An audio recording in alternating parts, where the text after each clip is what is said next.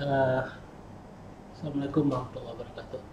Hari ini kita lanjutkan kuliah bagian ketiga ya tentang disturbance, respon, dan karakteristik. Ini adalah 3 elemen penting yang kita harus ketahui kalau kita ingin mendesain satu struktur. Barangkali saya akan mengambil sebuah contoh dari mesin Universal Testing Machine atau alat uji tarik, di mana itu bisa langsung pakai mana disturbance, mana respon, dan mana karakteristik ya, seperti ini ya. Pada ini ya, kita lihat di sini spesimennya kita letakkan di sini, kemudian dijepit capnya, lalu mesin ini akan menarik ke atas ya, tentu reaksinya ini akan ke bawah. Jadi ini adalah bagian dari spesimen, ini kita sebut dengan gauge length. Nah, ini biasanya mengikuti ASTM E8 tentang spesimen dan metode pengujiannya. Tentang disturbance, respon, dan karakteristik, tentu saya mungkin mau menunjukkan sebuah sampel saja. Ini dari proyek mahasiswa. Bahannya adalah bahan sponge ya. Ini seolah-olah seperti apa? Ini kolom, ini plat. Lalu plat ke kolom ini diikat oleh 3 buah baut seperti ini. Nah, bagaimana konfigurasi baut ini? Bisa sejajar, bisa seperti ini, bisa stagger ya. Nah, itu menentukan bagaimana respon atau tegangan yang timbul di dalam plat maupun di dalam pada baut ya, pada plat, pada kolom, pada baut. Nah, di mana diberikan disturbance, nah kita bisa berikan misalnya di sini. Jadi kalau ini ditahan, kalau ini saya berikan beban ke sini, apa yang terjadi pada ini namanya eccentric loading. Apa yang terjadi pada plat, pada baut, ya, ini namanya respon. Tapi ketika dia mengalami perubahan, apakah platnya akan koya atau bautnya akan putus? Ini nggak mungkin putus ya, karena bautnya dari steel gitu ya. Tetapi anyway, kita harus tahu apa material dari plat, dan kolom, dan baut. Ini 3 hal inilah yang harus diketahui oleh seorang desainer. Baik, kembali kepada alat uji tarik ini, ya, barangkali kita bisa pindahkan spesimen ini di sini kira-kira. Kalau ini arah Y, ini ada X ya. L0 tadi, gauge length itu kira-kira ada di sini. Dalam pengujian, nah, tentu harus ditentukan berapa panjangnya sesuai standar. Ini arah P ya. Nah, kalau ini diberikan gaya, apa yang terjadi? Ya, L0 ini akan memanjang, elongation-nya akan terjadi sampai batas elastik. Tentu dia menjadi L1 lebih panjang dari L0, tetapi apabila dilepas, dia kembali ke L0. Berarti dia masih dalam batas elastik proporsional. Keadaan 3, lebih panjang lagi, tapi diameternya makin kecil. Ya, jadi memanjang, tetapi diameternya mengecil. Nah, di situ kita bisa mengukur nisbah Poisson ya, Poisson ratio. Tapi bila dilepas,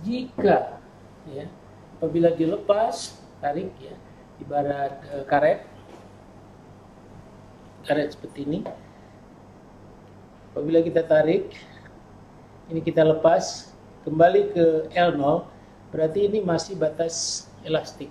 Tapi ada satu keadaan di mana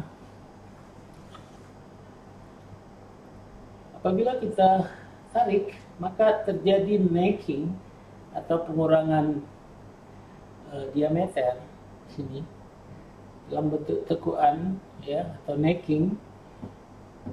Nah, pada saat ini tentu ini sudah melewati satu batas perubahan plastik atau perubahan secara permanen dari material. Nah, kalau ini kita lepas, dia tidak akan kembali ke semula. Jadi unloading tidak bisa membawa dia ke keadaan semula. Nah, nanti apabila ini diteruskan tanpa penambahan gaya pun, karena ini sudah mengecil, akhirnya dia akan patah di sini. Itu yang mau dilihat di sini. Jadi kalau ini kita gambarkan secara grafik yang sebelumnya udah kami pernah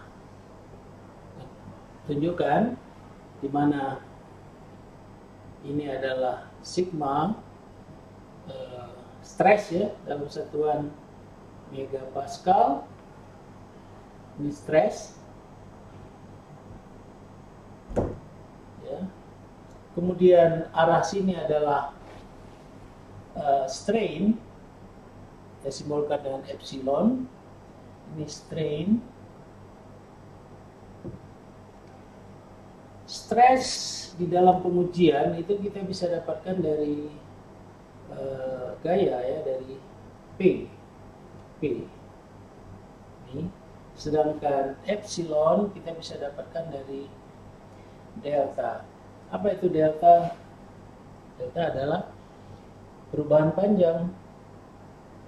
Kalau pada keadaan 2 ini berarti L1 kurang L0. Kalau pada keadaan 3 berarti L3 kurang L0. Jadi ada satu perubahan panjang, tentu di sini pertambahan karena ditarik. Sebaliknya kalau dikompres tentu akan terjadi perpendekan. Ya. Jadi kita bisa gambarkan barangkali dengan warna yang berbeda. Kira seperti ini. Ya. Di sini terjadi perubahan permanen dan patah. Bentar ya, delta habisnya. Oke, kira-kira seperti ini. Nah, titik, ada satu titik di mana ini P dan ini titik E. P adalah batas di mana dia bisa, kalau dilepas itu kembali ke 0. Ini masih kembali, tetapi sebenarnya ini tidak lurus, ya, tidak lurus. Artinya ada porsi sedikit pada batas ini yang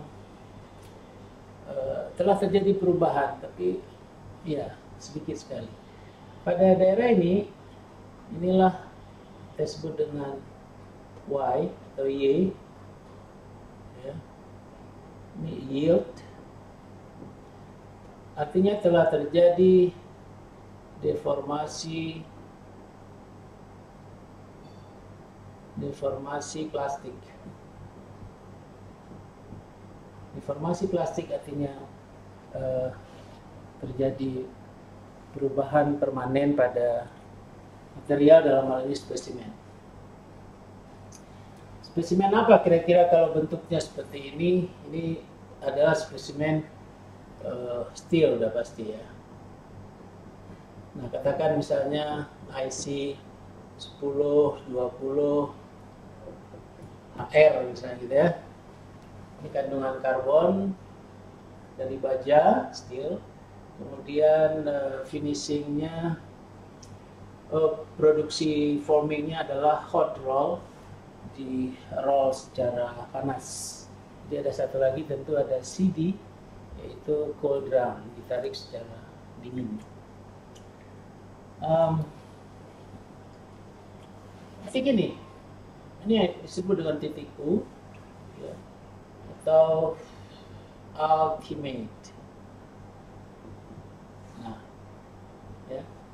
titik ini start terjadi necking. Mana necking dari ini? Nih necking.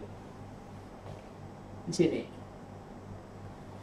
Yielding, ya, barangkali sudah terjadi di sini yielding ya, bisa jadi ya, bisa jadi yielding di sini, atau sesudahnya sedikit, ya, atau sebelum terjadi necking.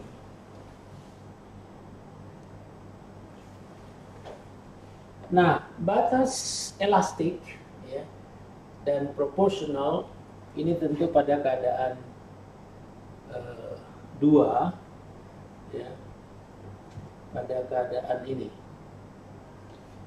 artinya dia bisa berubah kembali. Apa yang terlihat secara diameter kalau dia spesimennya bulat, ini spesimen awal, katakanlah diameternya ya D, ini menjadi D1, ini menjadi D2 ya, ini menjadi D3. Nah, ini udah patah, ini sudah patah ya, jadi ada perubahan diameter. Dengan perubahan diameter ini maka kita bisa menghitung berapa luas permukaannya. Ini kalau diameternya sekian, kita bisa hitung luas permukaannya. Jadi ini A1, A2, 3. Nah, ini kita ukur ya. 4. Nah, pada saat patah kita juga bisa ukur berapa, 5 gitu ya. Nah, dari sini kita bisa tahu berapa besar tegangan ya, stres yang terjadi pada sumbu ini dengan menghitung sigma, karena ini normal stres, berarti P dibagi dengan luas penampang. Tapi yang menarik adalah hubungan dari grafik ini, kita bisa dapatkan satu karakteristik yang paling penting dalam desain, yaitu modulus of elastisitas, yaitu dari batas dari sini ke sini dengan satu kemiringan, ini gradien garis, yang dihubungkan dengan hukum Hooke, sigma I kali epsilon. Jadi garis ini sebenarnya tidak lain daripada persamaan garis Y sama dengan M kali X. Jadi kalau ini Y, ini X, ini sama. Jadi M, E adalah modulus of elastisitas, maka M adalah gradien garis. Nah, jadi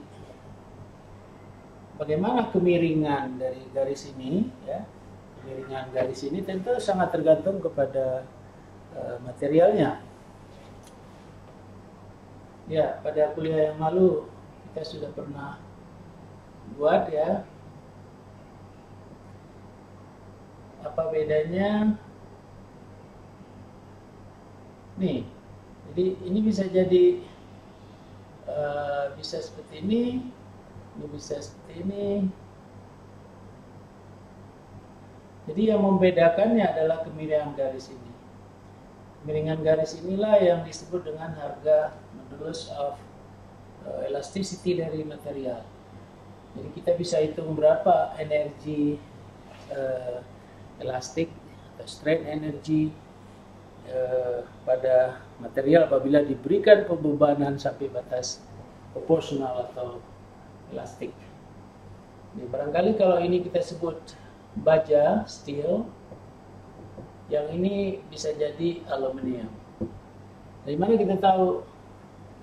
A steel sekitar 200 gigapascal, I aluminium 60 sampai 70 gigapascal. Jadi makin landai tentu harga E-nya makin kecil. Itu tentang modulus of elastisitas. Nah, sekarang kita masuk ke yield, ya. Yield ini namanya SYT. Ini dia. Yield tensile strength, yaitu satu kekuatan, satu karakteristik dari bahan ketika dia berubah bentuk secara permanen dan tidak kembali lagi. Kita lihat di sini, dia kembalinya sudah tidak kembali ke nol, ya. Ini nggak mungkin dari sini ke sini, ya. Ini pun udah miring, jadi dia kembali ke sini. 0,02% still, ya. Kemudian U ini disebut dengan SUT, ultimate tensile strength. Satuannya megapascal, terjadinya di sini. Dan setelah itu dia akan putus. Kalau mau disebut SF silakan, ya. Tapi dalam desain yang dipentingkan adalah karakteristik ultimate tensile strength, yield tensile strength, modulus of elasticity, dan dari sana kita bisa juga tahu apa yang disebut dengan Poisson ratio. Jadi ini adalah Poisson ratio. Ini sebuah Poisson. Artinya kalau ini memanjang, ya, strainnya epsilon X, tetapi pada saat yang sama dia memendek dengan strain epsilon Y, maka perbandingan antara lateral dan delta Y dan delta X, ya, itu kita bisa dapatkan Poisson ratio. Nah, jadi kita lihat gambarannya dari pembebanan P, kita bisa dapatkan responnya seperti ini, tetapi pada akhirnya kita bisa dapatkan juga karakteristik dari bahan yang kita uji, ya, seperti ini. Nah, berapa besarnya? Ini tugas ya, tugas untuk mahasiswa. Kalau saya katakan bahannya dari IC 1020 HR, ini tugasnya coba lihat di tabel, ada di sikli di belakang, lihat di tabel, lalu berapa SYT-nya, berapa SUT-nya, berapa harga E-nya, ya, dan lain-lain, elongation. Banyak informasi yang bisa didapatkan dari satu material yang sudah ada di dalam tabel, karena itu hasil uji atau eksperimen. Nah, sebagai seorang desainer, nah ini poinnya, katakanlah seorang konsultan, di lapangan kita, prinsip seorang desainer ini tidak boleh percaya ya dengan apa yang katakanlah diberikan oleh supplier. Ini bahannya ini, lalu diberikan sebuah tabel kekuatan tarik sekian, kekuatan yield strength-nya sekian. Kita nggak bisa percaya begitu aja, karena uncertainty, ketidakpastian pada bahan, pada pembebanan, kandungan material yang ada di spesimen itu, ini ada. Jadi seorang desainer gimana? Oke, ini kita uji dulu. Kita uji dulu ke laboratorium untuk mendapatkan second opinion. Jadi dalam hal ini laboratorium yang kira-kira bisa kita percayakan, reliable, untuk mendapatkan karakteristik ini. Tentu dianalisa oleh seorang yang ahli. Barulah karakteristik yang kita masukkan itu bisa kita letakkan atau kita pakai untuk tujuan desain. Nah, jadi contoh saya kembali lagi ke sini tadi. Tentu bautnya kita sudah dapat, kekuatan bautnya barangkali kita sudah tahu, bagaimana dengan kekuatan form, kita sudah tahu ya. Kemudian permasalahannya adalah di disturbance. Jadi walaupun P kita berikan di sini, ya, kita berikan P di sini, atau mungkin juga ada tarik ya, tetapi respon di sini bermasalah. Ini yang harus kita hitung. Ya. Apakah seperti ini kan eccentric loading ya, eccentric loading. Jadi kita harus tahu bagaimana konfigurasi dari baut yang dipasang ini. Karena tidak sama. Kalau dia pasang asal-asal saja dengan seperti ini atau diderekkan ke sini, ini akan berbeda momen yang terjadi, momen second momennya, berapa besar gaya yang ditimbulkan pada setiap baut ya, ini akan berbeda. Walaupun ini semua akibat disturbance di sini. Nah, ini satu prinsip sebagai contoh yang barangkali untuk lebih memperjelas tentang disturbance, response, dan karakteristik. Tapi ingat, ini masih uji statik ya, static load. Jadi kalau dynamic load bagaimana? Ya, lain lagi ceritanya ya. Harga E kita harus cari juga secara dynamic. Ya, berikutnya.